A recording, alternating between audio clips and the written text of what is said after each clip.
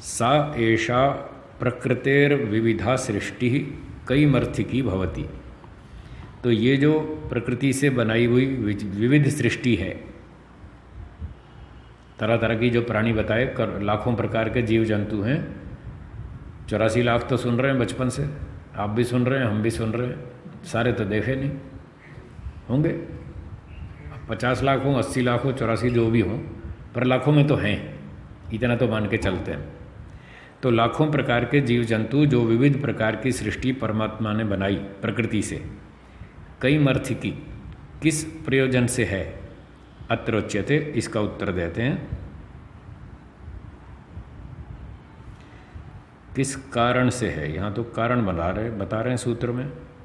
चलो देखते हैं आगे, सूत्र बोलिए। कर्म वैचित्र्यात् प्रधान चेष्टा गर्भदासवत्। अच्छा ठीक है, अभी भाष्य पढ़ते हैं। सा एषा विविध सृष्टि रूपा प्रधान चेष्टा प्रकृति परिणति ही प्रकृतेः क्रिया। तो ये जो विविध प्रकार की सृष्टि रूप, यानी तरह तरह के जो प्राणियों के शरीर बनाए गए, किससे बने? प्रकृति से। तो प्रकृति को तो क्या स्वार्थ है, वो क्यों बना रही है, उसको क्या मिलने वाला? ये प्रश्न दिमाग में रखें।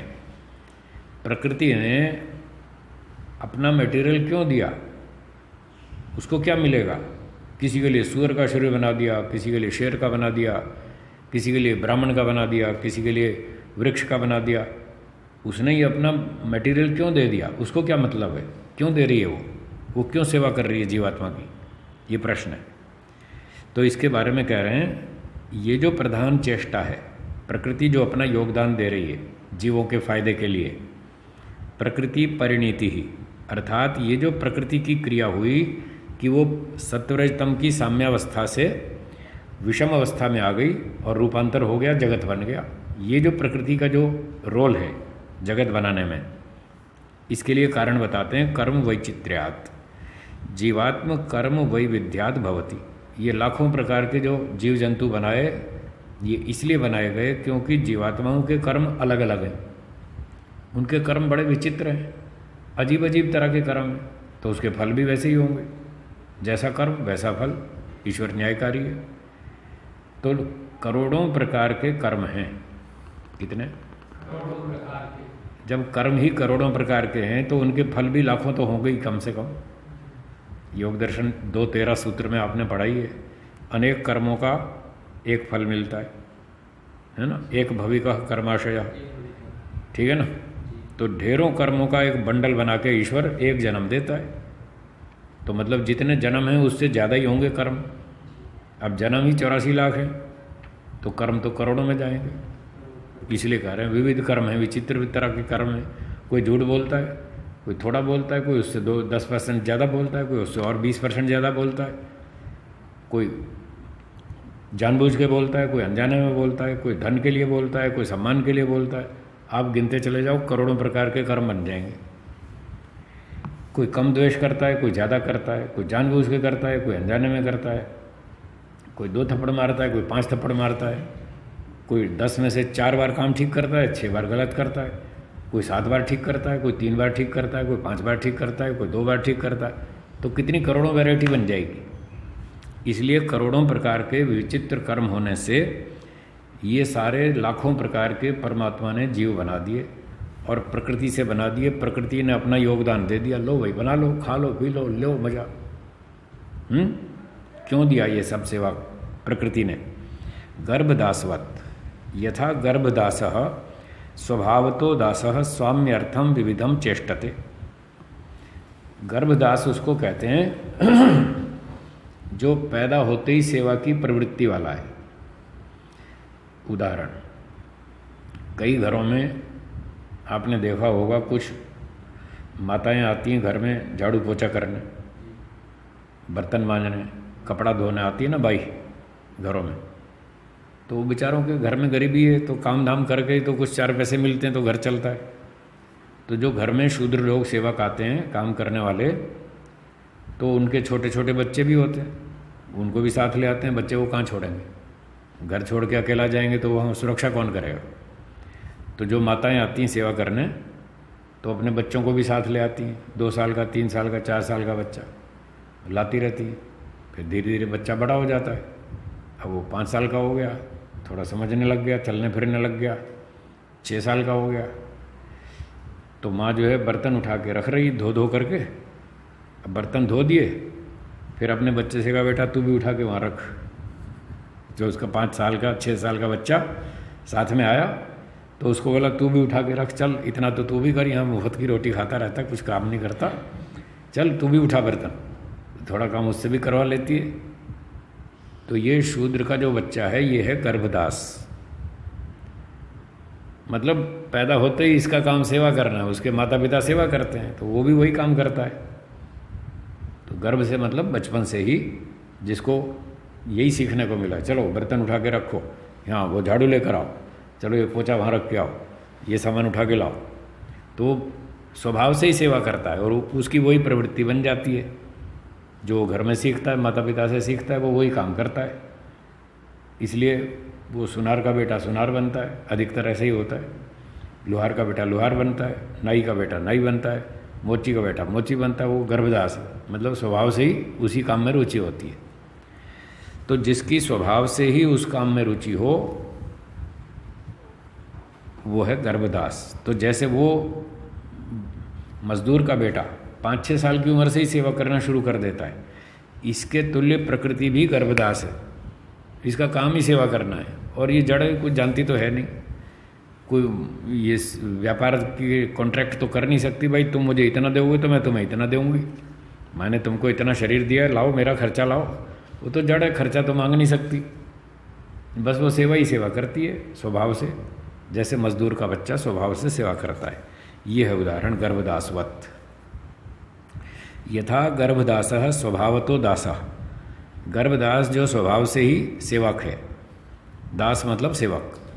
सौम्यर्थम विविधम चेष्टते, वो अपने मालिक के लिए, सेठ के लिए तरह तरह से चेष्टा करता है, सेवा करता है, नौकरी करता है, क्रियाएं करता है। तथैव वैसे ही प्रकृतिरपि स्वभावतः शाश्वती की पुरुषार्था सती, उसी तरह से ये प्रकृति भी स्वभाव से शाश्वती की पुरुषार्था सती, पुरुष के प्रयोजन के लिए होती हुई, तदर्थम विविधम चेष्टते, उसके लिए विविध चेष्टाएं करती है। कभी बैंगन बना दिया, कभी तरबूज बना दिया, संतरा बना दिया, केला बना दिया, अमरूद बना दिया, पेठा बना दिया और आम बना दिया, अनानास बना दिया और भिंडी तोरी पता नहीं क्या क्या सब्जियां बना दी प्रकृति ने। खाओ खाओ मज़ा लो, उसका काम ही सेवा करना, खाओ लो हम तुम्हारी सेवा करते हैं। तरह तरह की वैरायटी बना दी। सृष्टि रूपम गृहणाना, सृष्टि रूप को ग्रहण करती हुई, सृष्टि रूप को धारण करती हुई तरह तरह की वैरायटी जीवात्मा के लिए बनाती है। उसको कुछ नहीं मिलता, वो तो बेचारी जड़ है, उसको कुछ नहीं लेना, बस उसका काम है सेवा करना, अनादिकाल से सेवा कर रही है, ले लो। ठीक है जी। सूत्रार्थ,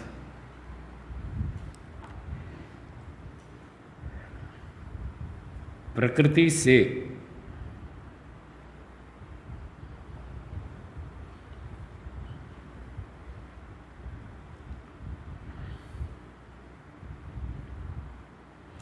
सृष्टि में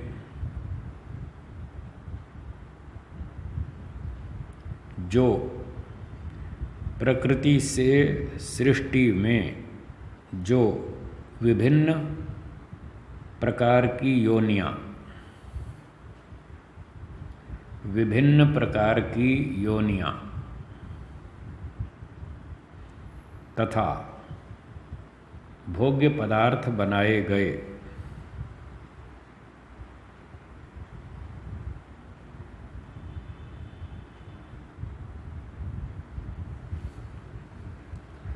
इस कार्य में इस कार्य में प्रकृति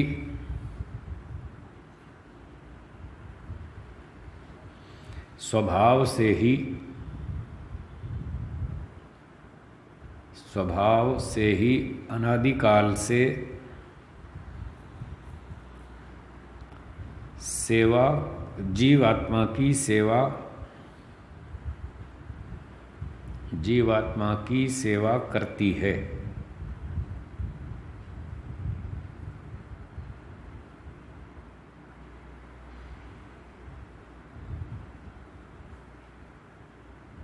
शूद्र बालक के समान, शूद्र बालक के समान।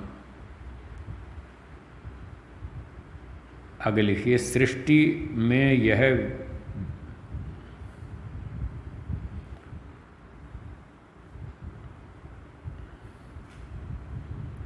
सृष्टि में यह विभिन्नता,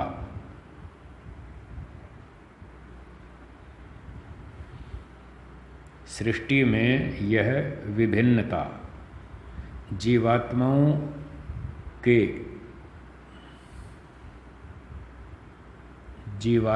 के कर्मों की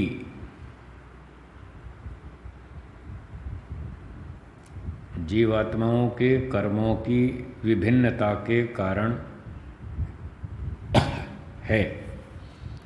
जीवात्माओं के कर्मों की विभिन्नता के कारण है।